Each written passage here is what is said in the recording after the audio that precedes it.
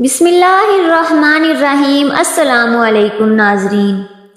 ایک دفعہ سلطان صلاح الدین ایوبی بستر پر آرام فرما رہے تھے۔ صلاح الدین ایوبی رحمۃ اللہ علیہ خواب میں ایک بزرگ کو دیکھا جس کا چہرہ نور سے چمک رہا تھا، سفید داڑھی، سر پر سفید پگڑی، اور انہوں نے سلطان صلاح الدین کو خواب میں حکم دیا کہ فلاں جگہ ایک قتل کی سزا بھگتنے والا ایک نوجوان موجود ہے، نوجوان کو رہا کر دیا جائے۔ تو سلطان صلاح الدین ایوبی نے اس بزرگ کو فرمایا، محترم اس نوجوان کا نام کیا ہے؟ میں اس کو کیسے پہچانوں گا؟ تو سفید داڑھی والے بزرگ نے فرمایا، اس نوجوان کے ہاتھ پر ایک چمکتا ہوا تمہیں ستارہ نظر آئے گا، اور وہ ستارہ سلطان کے علاوہ کوئی نہیں دیکھ سکتا، لہٰذا آپ اس نشانی سے اس نوجوان کو پہچان لینا۔ اور بزرگ محترم نے سلطان کو یہ حکم دیتے ہی سلطان کے خواب سے غائب ہو گئے۔ سلطان صلاح الدین ایوبی کی گھبراہٹ سے آنکھ کھل گئی اور سلطان نے اسی وقت بستر سے اٹھ کر پانی کا گلاس پیا اور سونے لگے۔ آخر ایک قتل کے پیچھے کیا راز ہے کہ اس کو ایک بزرگ رہا کرانے کا حکم دے رہا ہے؟ صلاح الدین ایوبی رحمۃ اللہ علیہ کی وہ رات پریشانی کے عالم میں گزری۔ صبح ہوئی، سلطان صلاح الدین ایوبی نے نماز ادا کرنے اور قرآن پاک کی تلاوت کرنے کے بعد اپنے گھوڑے پر سوار ہو کر سیدھا اسی جیل میں پہنچ گئے۔ سلطان صلاح الدین ایوبی نے جنرل کو اپنے پاس بلایا اور کہا کہ اس جیل میں کتنے قیدی ہیں جو قتل کے جرم میں سزا بھگت رہے ہیں؟ تو اس جیلر نے کہا، حضور اس جیل میں سینکڑوں کی تعداد میں ایسے قیدی ہیں جو قاتل ہیں۔ تو سلطان صلاح الدین ایوبی نے کہا، تم ان تمام قیدیوں کو ایک ایک قطار میں کھڑا کر دو۔ سلطان کے حکم پر جیلر نے اس وقت قتل کے جرم میں سزا بھگتنے والے قیدیوں کو ایک قطار میں کھڑا کر دیا۔ سلطان صلاح الدین ایوبی نے ایک ایک کر کے تمام قیدیوں کے ہاتھوں کو دیکھنے لگے، لیکن کسی قیدی کے ہاتھ پر آپ رحمۃ اللہ علیہ کو ایسا نشان نظر نہ آیا۔ سلطان صلاح الدین ایوبی نے اس جیلر سے کہا کہ اس کے علاوہ کوئی اور قیدی ہے جو قتل کے جرم میں سزا بھگت رہا ہو؟ تو اس نے کہا، حضور ایک ایسا قیدی ہے جس کو چند دن بعد پھانسی ہونے والی ہے، اور وہ بھی قتل کے جرم میں اس کو پھانسی کی سزا سنائی گئی۔ سلطان صلاح الدین ایوبی خود چل کر اس نوجوان کے پاس گئے تو وہ نوجوان زندان میں ایک دیوار کے ساتھ اسی اطمینان سے بیٹھا تھا جیسے اس کو سزائے موت نہیں بلکہ رہائی ہونے والی ہے۔ سلطان صلاح الدین ایوبی نے اس نوجوان کے چہرے کی طرف دیکھا تو اس کے چہرے میں اتنا نور تھا کہ سلطان حیران ہو گیا کہ آخر ایک قاتل کے چہرے پر اتنا نور کیسے آ سکتا ہے۔ پھر سلطان نے اس کے ہاتھ کی پچھلی طرف دیکھا تو ستارہ چمک رہا تھا، اور سلطان صلاح الدین ایوبی نے آسمان کی طرف دیکھا اور جب اس کے ہاتھ پر دیکھا تو سلطان کو چمکتا ہوا ستارہ نظر آیا۔ یہ دیکھ کر سلطان مسکرانے لگے اور کہا، جیلر صاحب کل اس نوجوان کو میری عدالت میں حاضر کرنا۔ اگلی صبح سلطان صلاح الدین ایوبی نے قاضی صاحب کو بھی اپنی عدالت میں بلایا، جس قاضی نے اس نوجوان کو سزائے موت کی سزا سنائی تھی، اور اس نوجوان کو بھی سلطان کے سامنے پیش کیا گیا۔ سلطان صلاح الدین ایوبی نے کہا، اے نوجوان، بے شک تمہیں ایک قتل کے جرم میں سزائے موت سنائی گئی، لیکن ایک حیران کن بات یہ ہے کہ گزشتہ رات میں نے ایک خواب دیکھا جس میں ایک بزرگ ہیں جن کا چہرہ نور سے بھرا ہوا تھا، اس نے آپ کی رہائی کا حکم دیا۔ مجھے اس بات کی سمجھ نہیں آ رہی کہ آخر تمہاری ایسی کون سی نیکی اللہ کو پسند آ گئی ہے، یا تم نے ایسا کون سا نیک کام کیا جس سے تمہیں قتل کرنے کے بعد بھی رہا کرنے کا حکم دیا گیا؟ تو وہ نوجوان مسکرانے لگا اور کہا، سلطان معظم، اس راز سے پردہ میں نے اس وقت بھی نہیں اٹھایا کہ جب مجھے یقین ہو گیا کہ مجھے پھانسی ہونے والی ہے، لہٰذا میں اس راز سے کیسے پردہ اٹھا سکتا ہوں؟ تاریخ میں لکھا جائے گا کہ اس نوجوان نے اپنی جان بچانے کی خاطر راز سے پردہ اٹھا دیا۔ تو سلطان نے اسے کہا کہ رازوں پر پردہ اس وقت تک رہنا چاہیے جب تک ان کا مناسب وقت نہ آ جائے۔ مناسب وقت پر ان رازوں سے پردہ اٹھ جانا ہی بہتر ہوتا ہے۔ صلاح الدین ایوبی کی بات اس نوجوان کی سمجھ میں آ گئی تو اس نوجوان نے کہا، حضور میں ایک شرط پر اس راز کے بارے میں بتاؤں گا۔ سلطان نے کہا، وہ کون سی شرط ہے؟ تو صلاح الدین ایوبی کو اس نوجوان نے بتایا، حضور قاضی صاحب میرے ایک سوال کا جواب دے دیں تو میں اس راز سے پردہ اٹھا دوں گا۔ تو سلطان نے کہا، آخر ایسا کون سا سوال ہے جو تمہیں قاضی صاحب سے پوچھنا چاہیے؟ تو اس نوجوان نے کہا، حضور بے شک قاضی صاحب کو یہ یاد نہ ہوگا، لیکن میں جانتا ہوں کہ میں قاضی صاحب کے پاس تقریباً 15 سال پہلے اپنے بنائے گئے مدرسے میں پڑھا تھا، اور اس مدرسے میں سینکڑوں کی تعداد میں طالب علم دین کی روشنی سے منور ہوتے تھے، لیکن حیران کن بات یہ تھی کہ قاضی صاحب کی تنخواہ اتنی تھی کہ اس سے قاضی صاحب کے گھر کا گزارا بڑی مشکل سے ہوتا تھا۔ لیکن ان مدرسے میں پڑھنے والے سینکڑوں طلباء کے کھانے پینے، رہائش اور لباس کا خرچہ قاضی صاحب خود اٹھاتے تھے، حتیٰ کہ اگر مدرسے میں کسی بچے کو بیماری لاحق ہو جاتی تو اس کا علاج بھی قاضی صاحب اپنے جیب سے کرواتے تھے۔ میں نے قاضی صاحب سے کئی مرتبہ اس سوال کے بارے میں پوچھا، لیکن قاضی صاحب نے مجھے بتانے سے انکار کر دیا۔ میں نے قاضی صاحب کو کہا، شاید آپ کو سردار کی طرف سے مدد ملتی ہے یا پھر کوئی اور راز ہے۔ تو قاضی صاحب نے کہا، بے شک مجھے سردار کی طرف سے رقم دینے کی پیشکش کی گئی، لیکن میں نے اس کو ٹھکرا دیا تھا، لہٰذا یہ ایک راز ہے اور اس راز کو راز ہی رہنا چاہیے۔ میں نے کئی بار پوچھنے کے باوجود قاضی صاحب کا چہیتا طالب علم ہونے کے ناطے قاضی صاحب نے پھر بھی اس راز سے پردہ نہیں اٹھایا۔ تمام مدرسے کے طالب علم حیران ہوتے تھے کہ آخر قاضی صاحب اتنے اخراجات کیسے ادا کرتے ہیں، اور چند ایک طالب علموں میں قاضی صاحب کے خلاف غلط خیالات بھی تھے۔ ان بچوں کا ایک دن کا خرچہ اور قاضی صاحب کے 2 ماہ کی تنخواہ سے بھی زیادہ تھا، اور یہی راز آج تک راز رہا۔ ابھی تک قاضی صاحب نے اس بات کے بارے میں کسی کو نہیں بتایا۔ اگر قاضی صاحب آج یہ بتا دیں کہ قاضی صاحب ان بچوں کے اخراجات کی رقم کہاں سے لیتے تھے تو میں بھی اس راز سے پردہ اٹھا دوں گا۔ تو سلطان صلاح الدین ایوبی نے قاضی صاحب کی طرف دیکھا تو قاضی صاحب سر جھکائے کہنے لگے، بے شک میں اپنے زندہ رہتے ہوئے اس راز سے پردہ نہیں اٹھانا چاہتا تھا، لیکن حالات ایسے ہو گئے کہ اب اس بات کو تمام لوگوں کے سامنے آنا چاہیے۔ قاضی صاحب نے کہا، میں بغداد کے شہر میں ایک مدرسے میں تعلیم حاصل کرتا تھا۔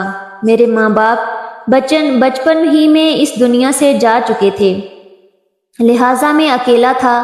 میں اس مدرسے میں 6 دن پڑھتا اور 1 دن چھٹی والے دن مزدوری کر کے اپنے 1 ہفتے کے خرچ کا بندوبست کرتا۔ وقت گزرتا رہا اور اسی طرح نظام چلتا رہا۔ ایک وقت ایسا آیا کہ 6 دن مدرسے میں پڑھنے کے بعد جب میں 7ویں دن مزدوری کرنے کے لیے باہر گیا تو اچانک بارش شروع ہو گئی، اور بارش اتنی تیز ہوئی کہ میں اس دن مزدوری نہیں کر سکا۔ میں بڑا پریشان ہوا کہ اگلے 6 دن میں کیسے گزاروں گا، لیکن اس کے علاوہ میرے پاس اور کوئی چارہ نہیں تھا، لہٰذا بھوک سے نڈال ہو کر پانی پی کر میں نے وہ 6 دن گزار دیے۔ اسی طرح 1 ہفتہ گزر گیا۔ اگلے دن میں بہت خوش تھا کہ آج مزدوری کا دن ہے، مزدوری ہو جائے گی تو پھر میرا اگلا ہفتہ اچھے سے گزر جائے گا۔ لہٰذا جب میں مزدوری کرنے کے لیے مزدوری کی چوک پر گیا تو دیکھا کہ وہاں کوئی بھی وزیر، کوئی بھی تاجر مزدور لینے کے لیے نہیں موجود تھا۔ میں ہر طرف دوڑا، بازار کے تمام تاجروں کے پاس گیا، لیکن کسی نے مجھے مزدوری پر نہیں لگایا، اور اب میں مایوس ہو کر واپس لوٹ آیا۔ میں 1 ہفتہ بھوک میں گزار چکا تھا، اب دوسرا ہفتہ بھی بھوک میں گزرنے والا تھا۔ 2-3 دن تو میں نے بڑی مشکل سے گزارے، لیکن اب بھوک سے گزارا نہیں ہو رہا تھا۔ مایوس ہو کر میں گھر سے باہر نکلا اور سوچا کہ باہر نکل کر گلی محلے میں جاتا ہوں، شاید کہیں سے کھانے پینے کا بندوبست ہو جائے۔ میں باہر نکلا تو ایک گلی سے گزر رہا تھا کہ اس گلی میں مجھے ایک تھیلی پڑی ہوئی نظر آئی۔ دوپہر کا وقت تھا، سنسان گلی تھی، کوئی نہیں دیکھ رہا تھا۔ میں نے وہ تھیلی اٹھائی اور سیدھا گھر آ گیا۔ جب میں نے وہ تھیلی کو اٹھا کر دیکھا تو اس میں ہر ایک جواہرات سے بنا ہوا ایک ہار موجود تھا۔ اس ہار کی چمک دمک کو دیکھ کر مجھے اندازہ ہو گیا کہ یہ ہار بہت قیمتی ہے، لہٰذا میں سوچنے لگا کہ آخر اس کے حقیقی مالک تک یہ ہار کیسے پہنچایا جائے۔ اسی سوچ کے عالم میں باہر نکلا تو گلی میں ایک بزرگ آدمی اونٹ پر سوار ہوا۔ اس کے آگے اس کا ایک ملازم رسی کو پکڑے ہوئے یہ آواز لگا رہا تھا کہ میرے مالک کی ایک تھیلی گم ہو گئی ہے۔ اس میں ایک قیمتی ہار تھا، اگر کسی کے ہاتھ لگا ہو تو وہ واپس کر دے، اس کو انعام میں 1000 دینار دیے جائیں گے۔ جب اس خبر کو میں نے سنا تو سیدھا دوڑ کر باہر نکلا اور جا کر اس اونٹ کی رسی پکڑ کر گھر لے گیا اور اس بزرگ کو کہا، حضور آپ اندر آ جائیں، میں آپ کو کچھ بتانا چاہتا ہوں۔ میں صرف بزرگ کو اندر لے گیا اور جا کر میں نے وہ تھیلی اس کے حوالے کر دی اور اس کے اندر سے ہار نکال کر دیکھا جو کہ ویسے کا ویسا موجود تھا۔ وہ بڑا خوش ہوا اور کہا، یہ ہمارے لیے بہت قیمتی تھا، یہ میرے خاندان کی سب سے بڑی نشانی تھی، لہٰذا اس کے بدلے تم اپنے 1000 دینار کا انعام حاصل کرو۔ میں نے بہت منع کیا کہ یہ مجھ پر فرض تھا اور میں نے ایک فرض پورا کیا، لہٰذا میں اس کے بدلے میں انعام نہیں لے سکتا، لیکن اس بزرگ نے مجھے زبردستی 1000 دینار دیتے ہوئے چلا گیا۔ میرے پاس بہت بڑی رقم آ گئی تھی۔ میں نے اپنے کھانے پینے کا بندوبست کیا، اپنے مالک مکان کو کرایہ دیا اور مدرسے میں موجود باقی غریب طلباء کو بھی ان میں سے رقم تقسیم کر دی تاکہ میری طرح اور بچوں کو مشکل وقت نہ پیش آئے۔ وقت گزرتا رہا، جب میری تعلیم مکمل ہو گئی تو میں سمندر کے کنارے پہنچا تاکہ کشتی پر سوار ہو کر اپنے شہر واپس چلا جاؤں۔ شام کا وقت ہو چکا تھا، ایک اناڑی ملا کشتی پر موجود تھا۔ جب لوگ اس کے ساتھ سوار ہوئے، کشتی باری ہونے کی وجہ سے کشتی اس کے قابو میں نہ آئی اور کشتی کا پھٹا ٹوٹ گیا۔ کشتی ڈوبنے لگی تو میں نے ابھی خوف سے آنکھیں بند کر لی اور کشتی کے پھٹے کو زور سے پکڑ لیا۔ مجھے نہیں پتا کہ باقی مسافر کہاں گئے۔ میں نے اس پھٹے کو پکڑے رکھا، اندھیرے میں مجھے نہیں پتا چلا کہ یہ پھٹا کہاں جا رہا ہے۔ وہ پھٹا ہچکولے کھاتا کھاتا ایک جزیرے پر جا لگا، پھٹے سے اترا اور ریت پر جا گرا۔ تھوڑی دیر سانس باہر ہونے کے بعد میں ایک ڈلوان جگہ پر چڑھا، دیکھا کہ سامنے ایک بستی موجود تھی اور اس کے ساتھ میں ایک مسجد بھی موجود تھی۔ میں نے وضو کیا اور اس مسجد میں پہنچ گیا۔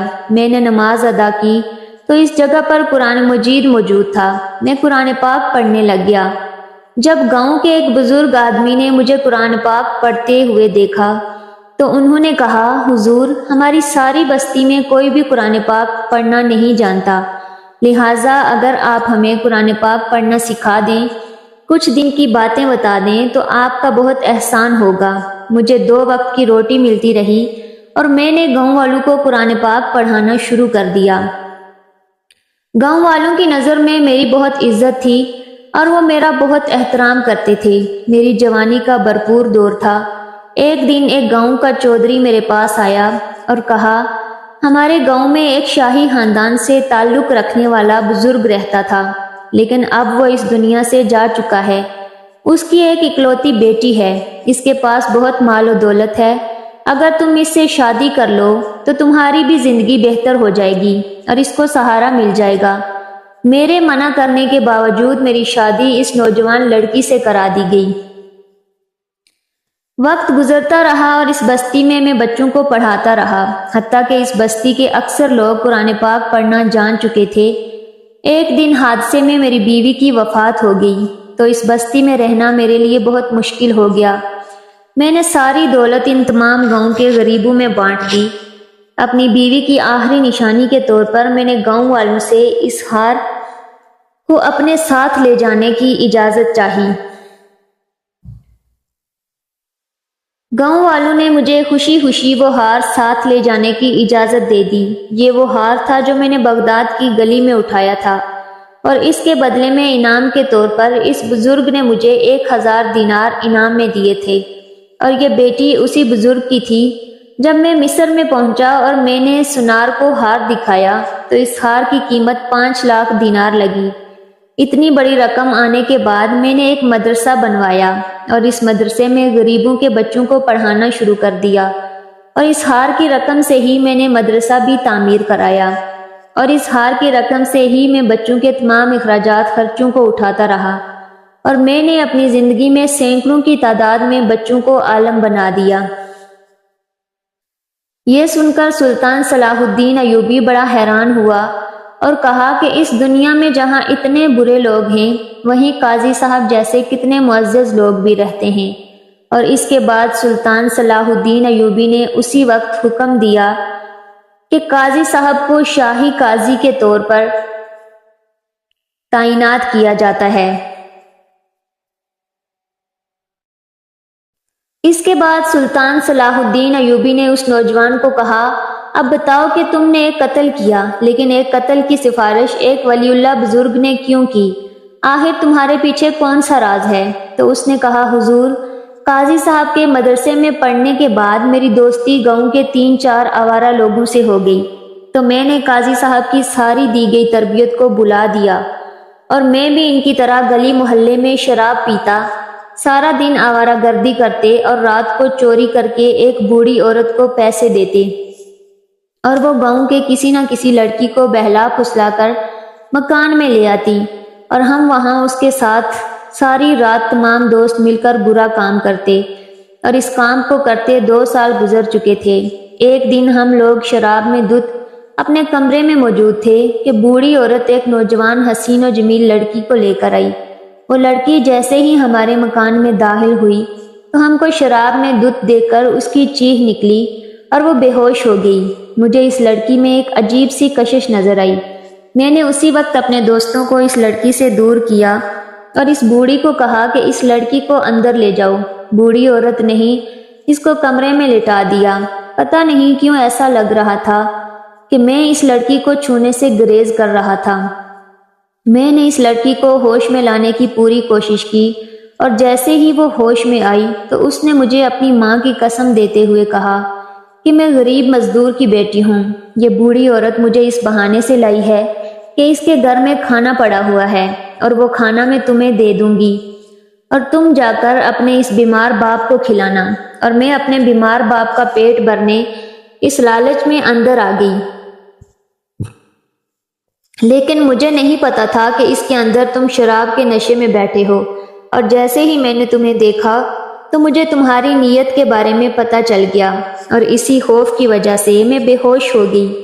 اور اس نے مجھے کہا کہ اگر آج انہی لڑکوں نے مجھے چھو لیا تو میں زندہ نہیں رہ پاؤں گی، اور اس کے بعد بھی میری روح کو سکون کبھی نہیں ملے گا۔ ساری زندگی مجھے کسی نامحرم نے نہیں چھوا، لیکن اگر آج میرے ساتھ کچھ بھی برا ہوا تو میں قیامت تک تم سب کو معاف نہیں کروں گی۔ اسی لڑکی کی بات سن کر مجھے بہت خوف آیا اور میں باہر ہی نکلا، اپنے دوستوں کو کہا اس لڑکی کو ہم ہاتھ تک نہیں لگائیں گے۔ وہ لڑکی بہت خوبصورت تھی۔ میرے دوستوں نے سمجھا کہ شاید یہ خود اس کے ساتھ گناہ کا ارتکاب کرنا چاہتا ہے اور ہمیں اس سے دور رکھنا چاہتا ہے، لہٰذا انہوں نے مجھے کہا کہ یا تو ہمیں اس لڑکی سے زنا کرنے دو یا پھر قتل ہونے کے لیے تیار ہو جاؤ۔ میرے لاکھ منع کرنے کے باوجود اس کمرے کی طرف میرے دوست جانے لگے تو اسی وقت میں نے خنجر نکالا اور ان میں سے ایک دوست کو میں نے قتل کر دیا۔ جب میں نے ایک کو قتل کیا تو باقی اس ڈر سے وہاں سے بھاگ گئے اور میں نے اس لڑکی کو اپنے ساتھ لیا اور اس کو باحفاظت اپنے گھر پہنچایا۔